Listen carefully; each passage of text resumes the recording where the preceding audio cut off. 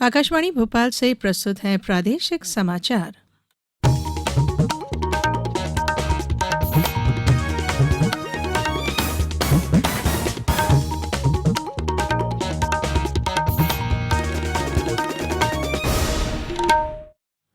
नमस्कार, समाचारों के साथ मैं धारणा सचदेव।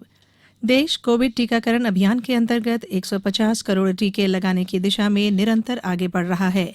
कोरोना वायरस का नया वेरिएंट मिलने से चिंताएं बढ़ी हैं। इसे देखते हुए श्रोताओं से हमारी अपील है कि यथाशीघ्र दोनों टीके लगवाएं और अन्य लोगों को भी टीके लगाने के लिए प्रेरित करें। कृपया 3 सरल उपायों का अवश्य पालन करें। मास्क लगाएं, 2 गज की सुरक्षित दूरी बनाए रखें, हाथ और चेहरा साफ रखें। कोविड से संबंधित किसी भी जानकारी और मार्गदर्शन के लिए राष्ट्रीय हेल्पलाइन नंबर 011-2397-8046 और 1075 पर संपर्क करें। अब इस बुलेटिन के समाचार।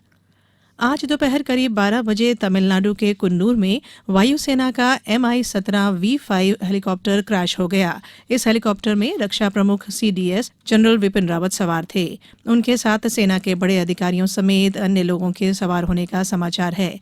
बचाव कार्य किया जा रहा है। वायुसेना ने अपने आधिकारिक बयान में घटना की पुष्टि करते हुए बताया है कि दुर्घटना के कारणों की जांच के आदेश दे दिए गए हैं।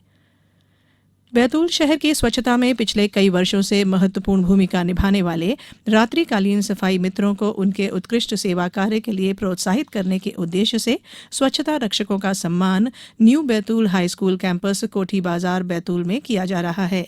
नगर पालिका परिषद की ब्रांड एम्बेसडर श्रीमती नेहा गर्ग ने बताया कि सर्दी और रात्रि में भी सेवाकर्मी उत्साह के साथ काम करते हैं, इसलिए उन्हें प्रोत्साहित करने के उद्देश्य से इस तरह के आयोजन किए जाने चाहिए।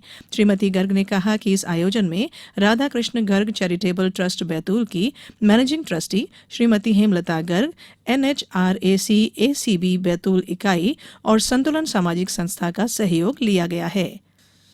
खंडवा में त्रिस्तरीय पंचायतों के आम निर्वाचन 2021 के प्रशिक्षण हेतु नियुक्त मास्टर ट्रेनर्स को आज प्रशिक्षण दिया जा रहा है। अपर कलेक्टर SL सिंघाड़े के अनुसार यह प्रशिक्षण शासकीय SN कॉलेज के सभाकक्ष में प्रातः 10:30 बजे से शुरू हुआ, जो शाम 5 बजे तक चलेगा। प्रशिक्षण में उपस्थित मास्टर ट्रेनर्स को निर्वाचन की तैयारियों, EVM, आचार संहिता, मतदान और मतगणना की जानकारी दी जा रही है।